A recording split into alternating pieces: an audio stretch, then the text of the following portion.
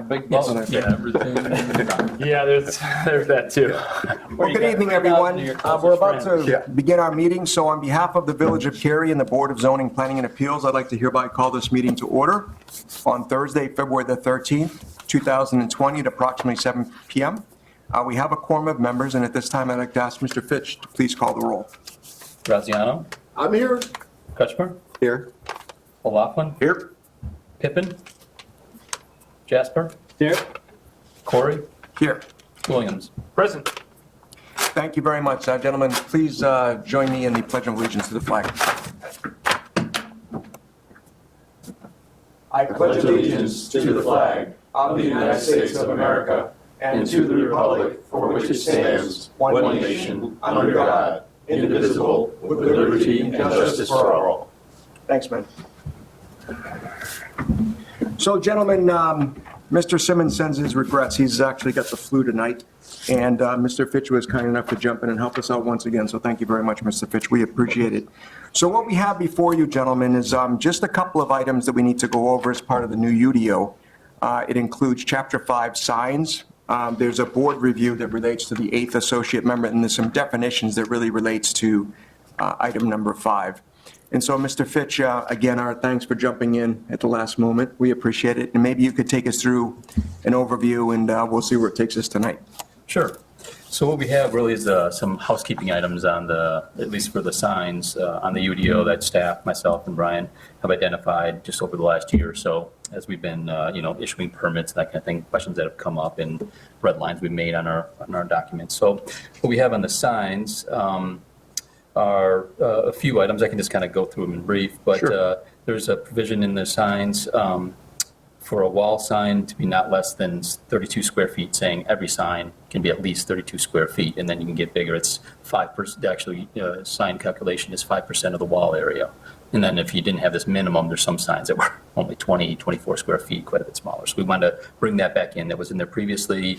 We removed it, and then we thought, it's really good to put that back in there. So that was one item. The next one was the clarification at monument signs at non-residential uses being allowed. We have those existing, so we wanted to make sure. Another one that came up, so I wanted to make sure that was allowed. The next one was the banner signs. These are temporary signs, and they didn't identify in the UDO. We added it where it didn't clearly state that they could be ground-mounted. Temporary banner signs. It just identified them in kind of a diagram as a wall mounted. The next item was this, the drive-through lane signs. Yeah, even the previous one as well as the new UDO, we didn't clearly clarify what all the signage is. Obviously, some unique signage requirements for drive-through businesses, and we've had some that came through, obviously the Starbucks and other ones. So we just wanted to identify that, and we just took a look at other towns as well as ours, and what some standard quantities as well as sizes. We put those together, just trying to memorialize that. And then the next one is just the table that relates to the drive-through signs. And the section 5.7.1 is the window signs. Just on a couple of cases over the last year on window signs. They don't require a permit, but there's still some zoning requirements, so we just need to clarify that. As far as what one was, that's one of the definitions that we'll have in a little bit. And how they can be viewed and what, just being more clear about what we're looking for and what signs fall into that. And then the clarification of placement signs and the reduction in the setback for on-site directional signs. So I think that was just almost a scrivener's error. We had 25-foot setback for directional signs. Obviously, that was a little ridiculous. When small regular signs can be 5 feet or 10 feet back, so we changed that. And then the last one was for the electronic message centers. As we kind of were looking at the existing ones in town that have their zoning approval and trying to get everybody in line with the approvals for their signs. We just had a reduction, maybe we had a discussion with the village board and kind of agreed to reduce it from 6 seconds to 3 seconds, let them make a few more changes per minute. And then I'm going to jump right now down to Chapter 11, the definitions. The two I mentioned, the window sign, just being more clear that it's something that's being viewed from the exterior, primarily intended to be viewed from the exterior. We didn't want to have a distance back from the window where it would then just become not a window sign anymore. The intent was if it's meant to be viewed and can be viewed from outside, and we wanted that included. And then a box sign, that's never been defined, even in the previous ordinance. So we just want to be a little more clear about what a box sign is. So that pretty much covers all the sign items. Yeah, And let me then- just pause for a second here before we jump into that, John. So gentlemen, you'll recall that when we put the UDO in place, it was designed to be a flexible working document. And we agreed when we put it into place that it wouldn't necessarily dot every I and cross every T by design, because we simply could not forecast every single deviation then and there. So this is part of trying to keep the UDO up to date. And I know you've had this packet for a little bit, but I certainly want to give all of you the opportunity to ask Mr. Fitch or ask each other any questions about signage before we move on to the next item. I have one question. With the window signs and only 20% coverage of a window, I haven't seen it, but I've seen it. If you had a window shade that had the identification of the business on it, when it's pulled down to not allow sun to come in, I'm thinking mainly, you see it in the Jewel, that whole area. They're pulling down those shades every day because that sun comes right into every one of them. If that signage is bigger than 20%, but the window shade is the entire window, how do we? Right, that should be enforced as not being allowed. Not being allowed, Yeah, okay. right. And that's something we clarified here. I was enforcing is kind of all your windows, whatever you have, 20% of that, so it'd be windows that you wouldn't be putting signage in, but you included. We clarified that it's kind of the block. If you kind of have a brick pier and then you have some windows, okay, this area, 20% of that, and this area, 20% of that. So it's going to be a little more clear that that would not be allowed. That would not be the way allowed. they have it. Okay. Now, is it like, I guess my other question would be, because I've seen this too, where you have multiple signs in a window and they definitely take up 80 to 90% of that window. Is that allowable because each individual sign takes up less than 20%, or are you only allowed 20% per window? 20% per block, group of windows that are kind of together. They don't have anything larger. I think we were clear on that. It's Yeah, I guess I a certain missed- distance, a certain number of inches of separation. But yeah, for each block of windows, it's 20%. So you can have multiple signs in there. They can be illuminated as well as not, but it has to be static. It can't have electric Flashing and right. So open sign would be included, all those. Yes, there's probably once, twice a year, Dave Wallet and I, the property maintenance inspector, will go around and say, okay, bring it all down. And they kind of, some of the quick serve places, or not trying to say, I'm saying, not fast food, they're not really the issue. It's the, maybe a liquor store or a convenience store is what I was trying to think of. They're the ones that kind of get all these kind of things. You can't even see in the windows of some of them because they have sign. Yeah. Their Their vendors come in and say, hey, put this up. And Yeah, they say they have- that one has them, they want to have it up. So then we got to come back in and just bring those back Bring down. those back down. Okay, so it just defines it a little bit. Yeah. Okay, thank you.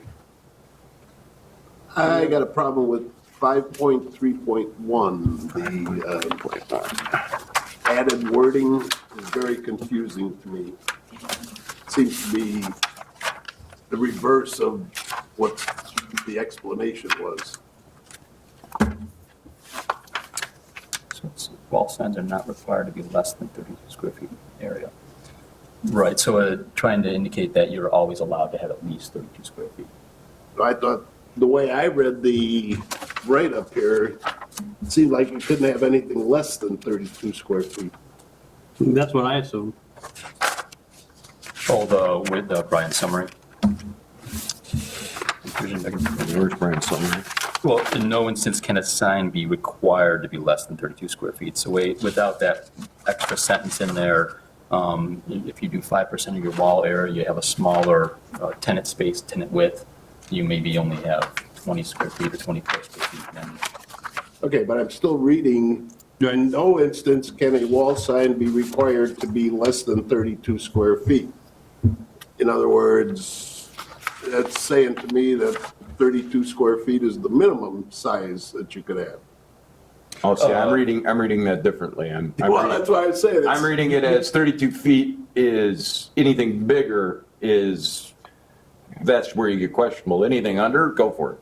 yeah, we can't, we as the village cannot enforce something to make them go less than 32. They can choose to have less than 32. Okay, as long as you understand it, just to me, it seemed like it was a reversal of the what language we're in there. trying to do. Yeah, he didn't state it exactly, yeah, but in the actual language that's in there in red underlined, wall signs are not required to be less than 32 square feet. So that's how we've been enforcing. Okay. We wouldn't make them go smaller. But I still do the calculation in my review. Yeah. If it says 24, I say, Okay. So if I'm understanding Mr. Graziano's comment correctly, Mr. Fitch, do we want to potentially include language in there, Mr. Graziano, that speaks to they can be less than 32? Is that what you're suggesting, or? I don't know.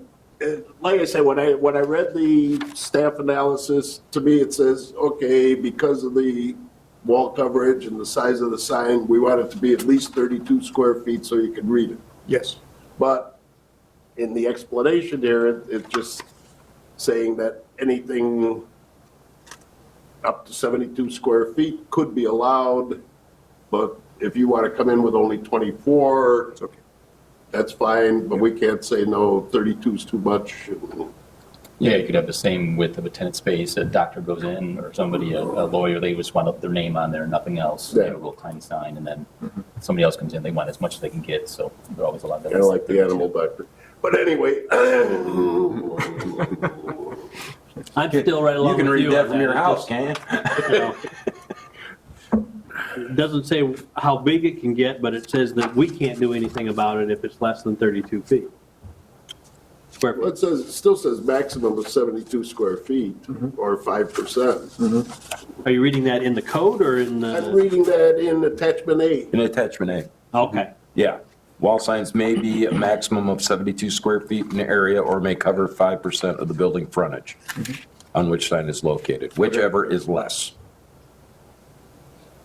So is that clear to everyone? Is everybody comfortable with that? so, So you have a giant side of a warehouse and you want to put a 300 square foot sign up, you can't because 72 feet is, Right. square feet is less. right. Right. But what's again, the purpose on this? I mean, the thing is that in no instance can a wall sign be required to be less than 32 square feet in area. That's just saying you can always have something smaller, but 32 is the But why magic do we, number. why do we necessarily need that?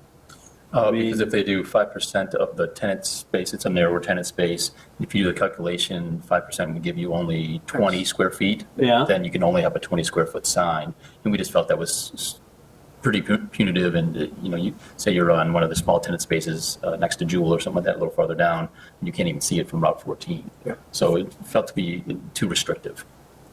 We had 32 square feet for a long time, and that seemed to be working pretty well. And then they got removed when we switched over to the UDO and didn't have a minimum allowed. And so there was a couple of signs went up, and it was a bit smaller. So just basing it on feedback and our own visually seeing things, yeah, that didn't seem to work out too well. So we wanted to get that back in. You okay with that, Mr. Jesper? Yeah, I'm fine with it. I just, in reading it, I'm, rather than, telling us what we have to protect, it's telling us what we can't do. It almost seems as though you're tying the hands of the ZPA and the village board by saying that we can't regulate below 32 square feet. I understand what you just said, so. So it's, the wording is just a little, maybe, is what you're kind of saying. Like, we understand what the point is, but Yeah. the wording kind of leads Okay, you to believe it differently. Going back to, I guess, the way this hit me originally, if wall signs are not required to be less than 32 square feet in area, that's telling me that even if the 5% is less than 32 square feet, then you still got to put in a 32 square foot sign. That was my interpretation, I guess. Yeah, I see it where you can put less if you want, but the village won't require you to go less than 32. Correct. Well, we can if it's less, if 24 feet, using the example, is 5% of the building, then that's all you can have. But this is saying You could have- we cannot require you to be less than 32. And I think that comes down to where some of those small storefronts are, you Well- still need a bigger sign to be able to see what the heck it is. Can I offer a suggestion, gentlemen, on this one? Would it be possible, Mr. Fitch, to review this further, this particular one line, and give a couple of examples? One word would fit 32 square, and then saying, in the example of 5% of 20, the signage could be 24. And then that way, there's less confusion for someone that's asking for a signage. So we just put in a couple of examples to try to articulate what this means. Providing additional diagram. I think so. And then that way, you know, if someone were to push back, then we were just giving some examples to say this is the intent of that passage. Sure. And then that way, there's less confusion. Because I think that's what we're trying to avoid here. Yeah? Yep. All right. As a reference, so I've been here for 6 years, and it hadn't been an issue is, usually it's a conversation I have with the sign installer, to ask the question, and we can resolve it, just let them know that they always get at least 32. Yeah. But yes, I can see where a diagram could certainly help and avoid even that question. Yeah, I think, as you'll appreciate, Mr. Fitch, that we're simply working through a process that's new to all of us now. Like we're putting things back in that we had taken out. So just to try to make it hopefully easier for whoever who's making the request, I think that'll help everybody involved. So we're stating that within this UD, when we vote on this, we're also going to state that we want some signage examples Yeah, along with this. in this item. In this item. Okay. 5.3.1, item 1. Except being additional diagrams. Yeah. Similar to- Additional, simpler additional diagrams. Just two examples, one that maybe conforms to that 32 foot square area, and then one that's less than. And then that way, if someone's coming Indicating in. allowed, not allowed. Exactly. Okay. Yeah. All right, gentlemen, other questions about this? So gentlemen, with your agreement, I'm going to call this particular motion, but I'm going to do this a little bit differently than it's in your package, because you'll see that there's 3 different areas, A, B, and C, against Village Case ZPA 01002. So the definitions actually roll up underneath signs, so there's not 3 different things here tonight, there's just actually 2 requests. One is for the 8th additional member, and then there's this request for the signage that includes the definitions that we just reviewed. We got to do it all at once. Yeah, we have to do it all. I thought Mr. Graziano might chime in on this one.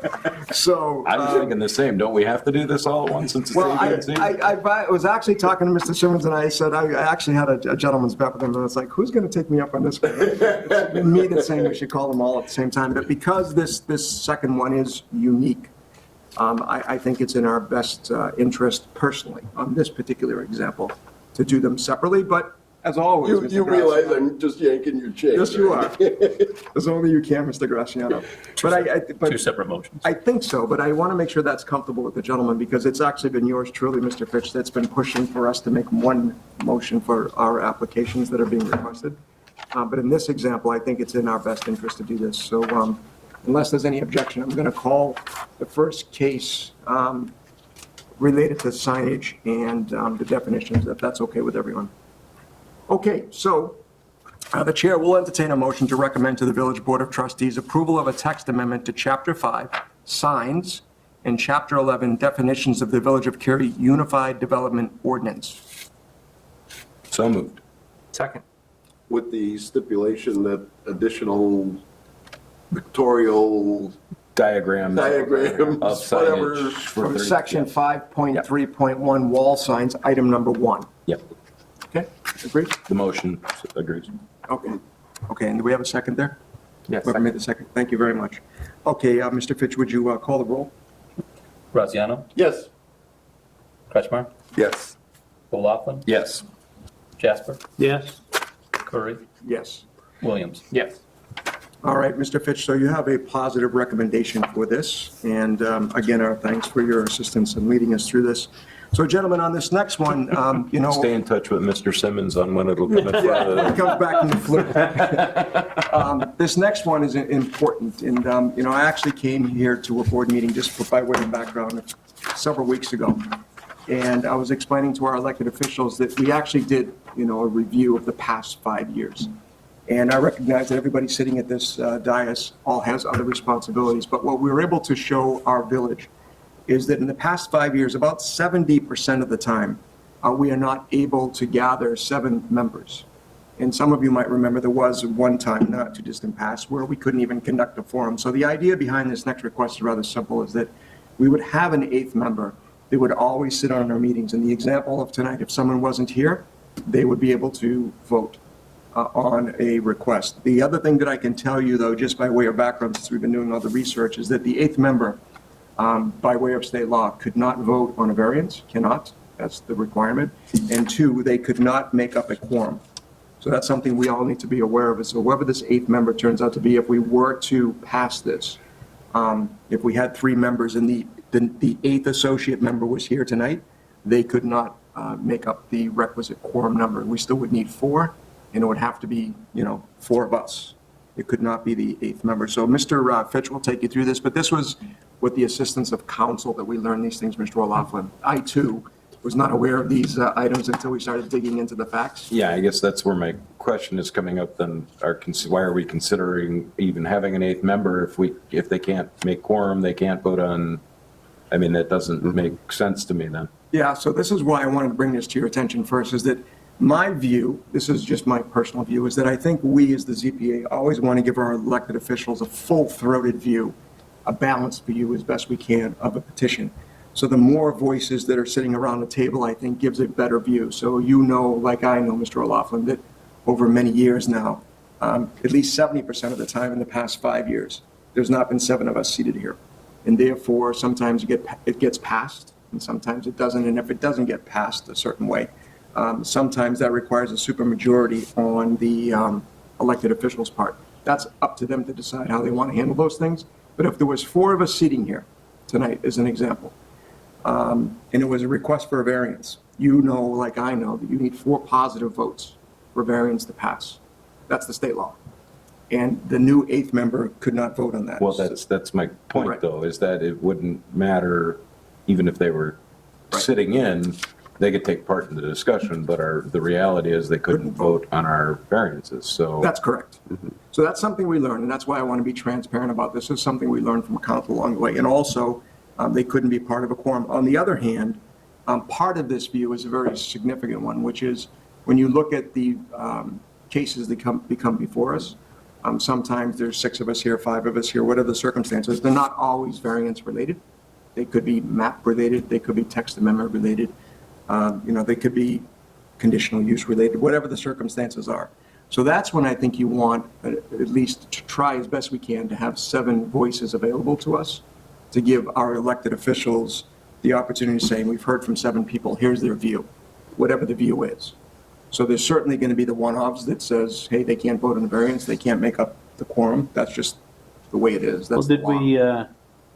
did we, in the review, look at how many variances were on the agenda versus, conditional use or No. text amendments? Not by percentage. So you'd have to kind of step back for a few minutes and say, over the years that you've been on here, how many times you think you've sat through it? If I had to go back through my own memory sitting right here, the meetings generally aren't exclusive. We could be, having a meeting for a variance and a conditional use. On the same property. Yeah. But wasn't the goal to get rid of the variance? The UDO was to kind of minimize the variance questions. Isn't that why we Yeah. changed a few things to minimize it? Yes. To leave it with the administrators. Right. Yeah. To some degree. And, you recall that we have the plan unit development now encompassed within the UDO.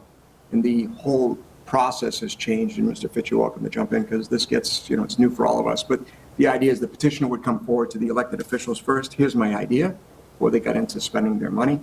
And then they would engage with the community. And then they would subsequently come before the ZPA to make their request of whatever their relief was needed. We would vote on it, whatever it was, and then it goes back to the elected officials. So that's kind of that PUD piece that's new to the UDO. But I certainly wanted to be transparent with all of you, is that the 8th member, in my judgment, is important because at the end of the day, I think the more eyes and ears and voices you have on any particular application matters. That's my view. And when you actually look at how this has played out in the last several years, whatever the reasons are, I myself, as you know, have been absent on occasion. It happens. And I think you always want as many eyes on an application as possible. And this is an effort to try to assuage that concern. And so we brought it before our village elected officials. They've agreed to bring it back to us for our review. I think it's the right thing to do. Tonight's a good example of that. And, the math is the math. 70% of the time, we have not convened the entire breadth of the ZPA in the past 5 years. So there you go. But how many times have we failed to reach a quorum? It's not 70%. No. So I think my recollection, Mr. Jasper, is that I'm recalling in the not too distant past, probably in the past year or so, There was once. there was one. And then I do recall previously, there was another time, but Mr. Graciano is probably the best person in here to speak to this, but I remember at least 2 times. And I would take only, is that 5 years ago or is that longer? But I would take, you would want to, and I'm not suggesting that what we're bringing forward isn't valid. But when we say 70%, we also have to think of a company I work for that I was absent for several meetings. So that it could be, there's a reason you couldn't have it's 7 members. But I'll give you another view of this, gentlemen, that I did discuss with our elected officials. My other view of this is that, when you look at our community, hopefully in the not too distant future, people that come on to this committee would have aspirations to move on to some other elected office, maybe. And it does provide us with a situation where we're creating a training environment with someone that's really thoughtful about, I'd like to be a permanent member of the ZPA. Mm-hmm. And there's nothing like learning on the job to say, yep, this job's for 5 years, and so people coming on and off the committee. I think there's another element to that to consider, so that someone doesn't just come in cold. They've actually had some time in the space to understand how the process works. So that's some of the other thinking here too, as it relates to an 8th associate member. But I wanted you to be aware of the facts as I understood them, because to your point, Mr. O'Loughlin, I didn't know those issues until very recently either. Yeah, we were thinking they could sit in and actually participate, but in a lot of cases, we're looking at non-participation other than discussion purposes. Yeah. But on the other hand, it does help us with when we have vacancies moving forward, and hopefully have people decide, hey, I really like this. I like to step up and get engaged in elected office, or whatever their motivations may be. I think we'll better serve that way. So that's my view. But maybe, Mr. Fitch, if you'd like, you can kind of take us through what the application says. And so at this time, I'm going to recall village case number ZPA 01002. This does relate to the 8th associate member. Okay. When I go back in the background a little bit, we did properly notice this meeting on January 26, 2020, in the edition of the Northwest Herald newspaper. That was for this as well as the previous case. Failed to mention that earlier. There wasn't too much more I was going to do as far as overview, other than to indicate that the associate member also wouldn't be able to vote on administrative appeals. We haven't had too many of those, but that is something that comes up, and obviously normally pretty prominent situation. So Had one in 35 years that I can recall. but they wouldn't be able to vote on those as well. That one I actually do know. I think we all knew that one. I think we knew about the appeal part. Yeah. I think you pretty much covered everything else. I think that was good there. Is this actually written correctly then? Because the way I'm reading it, again, might be my way of reading it. Jim, maybe you can read it better than I can. The associate member shall be a deliberate member in all instances and a voting member when one or more regular members is absent, except that the associate member may not vote or be counted towards the required quorum. Correct. In section 9.3, when the board is considering any variance. Okay, so I did read it wrong the first time. Thank you. Never mind. I guess I understand the quorum part. I don't fully understand the variance part. It's state law, Jim. So I have to admit to you, so when I was discussing with this Mr. Simmons previously, I said, where did that come from? He said, it's state law, and he actually reviewed it with counsel. It was actually counsel that helped us So understand there's this. other boards in the state of Illinois that have associate members? They do, Okay. yes. And that's another element, gentlemen, that I can tell you that, that we all, I think I speak for all of us in this one. We wanted our UDO to represent best practices, not only within our region, but around the country. And that's how this came to our attention, is that we found out that other communities have this associate member, and they did it because of attendance, and that's where this came from. So it's no criticism of anyone. It's the facts of the facts. People have busy lives, they have other responsibilities. And the fact of the matter is all of you sitting here have done tremendous work for our community, but, you know, work is work, and people have other obligations sometimes, and sometimes we can't all be here collectively. So this is an effort to try to assuage that concern, recognizing that there's some times that they're simply not going to be able to vote because of state law. It's just as simple as that. So if I'm the associate member, Yeah. and I get this agenda and say, oh damn, all they're talking about is a variance, why the hell should I show up? Well, I think there was several layers to this, Mr. Graziano. The first one was. Good point. No. Here was the first one. The first one was, this is how this all came to pass. The first one was, we would only use the 8th associate member if we couldn't convene a quorum. And then we realized they couldn't be the 4th member because of the quorum. So we were concerned about that from the get-go, independent of that finding, is Yeah. that if you could only vote as the 4th member, how often does that happen? A couple times in the past 5 years? Yeah. Who's putting their hand up to potentially say, I'd like to be a part of that? So to your comment, Mr. Graziano, I think it's fair to your comment that if you see a variance and you know you can't vote, on the other hand, if you have other aspirations you want to learn and saying, I know how this process works, if people come on and off, I'd like to be a permanent member, maybe the motivation's a little bit different. Either that or I need the $20. I thought it was 25. So other questions, gentlemen? These are all things that I've learned too, for the record. You know, I thought I had a good handle on this until I started talking with Mr. Simmons about this further about 2 months ago. We learned a lot, to be quite frank, and even when I was talking to the elected officials, I learned after the fact some of these issues that we're talking about now, not the least of which was the quorum, not the least of which was voting on a variance. I just didn't know. And neither did a lot of other people until we talked to council. There's another item in there, so it's partly the Illinois state statute and partly the fact that we're in a non-home rule. Yes. If you're home rule, you can change things a little bit. So Yes, indeed. Thank you very We can much. get to that level and a population and decide to become one. Yeah, I think, Well, can we annex Oakwood Hills when they Whatever themselves? certify themselves or whatever? is that out of scope of this request, Mr. Graziano? We'll put you I'm in charge thinking of about the home we'll put rule. you in charge of the militia.